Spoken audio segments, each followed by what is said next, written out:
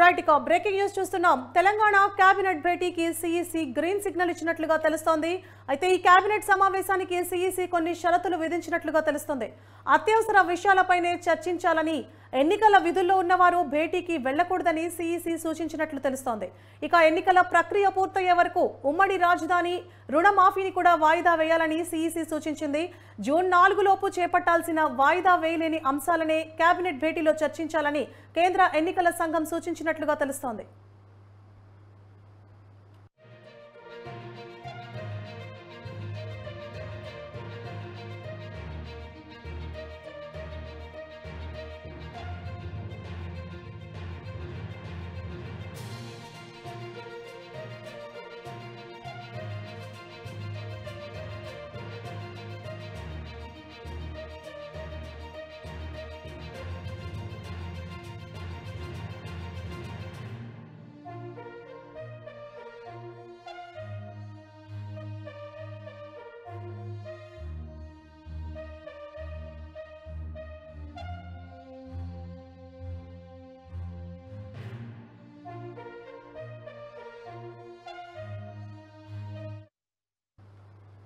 Right ఇక breaking news చూస్తున్నాం. Telangana cabinet భేటీకి సీఈసీ అనుమతి ఇచ్చినట్లుగా తెలుస్తోంది. అయితే కేబినెట్ భేటీకి సంబంధించి కొన్ని సలహాలు, సూచనలు అలాగే షరతులు విధించింది సీఈసీ. ఇదే అంశానికి సంబంధించి మరింత సమాచారాన్ని మా ప్రతినిధి బ్రహ్మాజీ అందిస్తారు. బ్రహ్మాజీ. సువర్ణ, వాస్తవానికి నిన్న తెలంగాణ సెక్రటేరియట్ లో కేబినెట్ సమావేశం నిర్వహించాలని సీఎం కేసీఆర్ సీఎం రేవంత్ రెడ్డి మొదట భావించారు.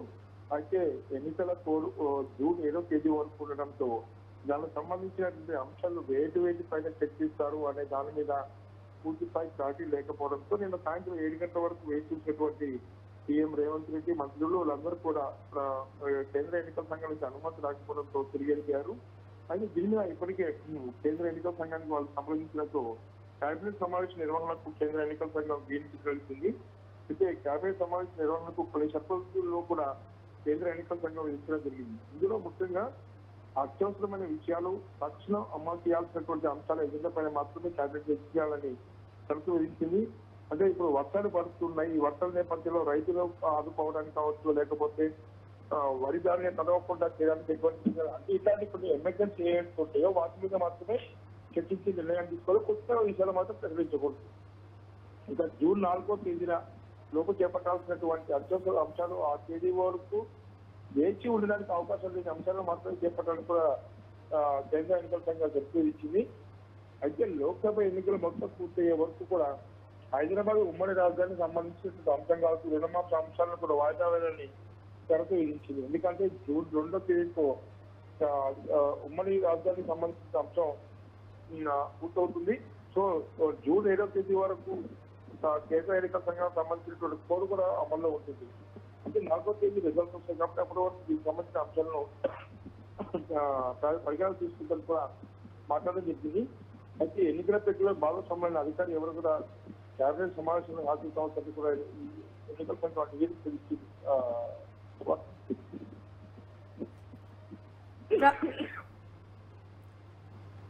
బ్రహ్మాజీ, అయితే తెలంగాణ కేబినెట్ సమావేశానికి సంబంధించి చాలా విషయాలు చర్చించాలని కేబినెట్ నిర్ణయం తీసుకుంది. అయితే ఇప్పుడు సీఈసీ అయితే పలు షరతులు విధించింది.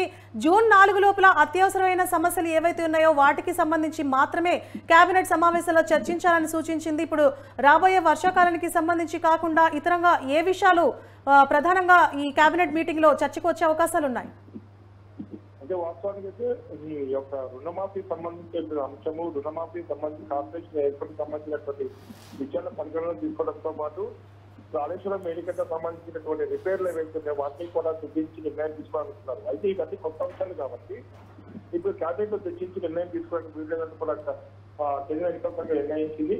ఇంతకుముందు చెప్పినట్టుగా జూన్ 4వ తేదీలో చేపట్టాల్సిన అత్యవసర అంశాలు ఏవైతే వాటిని మాత్రమే పరిగణన తీసుకోవాలి. అది ఇప్పుడు వర్షాలు కూర్చున్నాయి, వర్షాకాలం రాకముందే అకాల వర్షాలు పడుతున్న నేపథ్యంలో రైతులు ఇబ్బంది పడతారు కాబట్టి రైతులకు తక్షణం చేయాల్సిన సహాయం ఏదో వాటి మాత్రమే అమలు తీసుకోవాల్సి ఉంటుంది. అయితే రుణమాఫీ కావచ్చు, ఇతర అంశాలు అయితే వాటి వల్ల అనుమతి లేదు. సో అత్యవసరంగా ఉన్నటువంటి అంశాలు ఏవైతే వాటి మాత్రమే నిర్ణయం తీసుకోవాలని కూడా చెప్పింది. సో ప్రభుత్వం రేపు ఎజెండాలో ఏం చేయవలసిపోతుంది, రేపు కానీ ఎల్లుండి కానీ కేబినెట్ సమావేశం నిర్వహించే అవకాశం కనిపిస్తుంది. Right, thank you Brahmaji.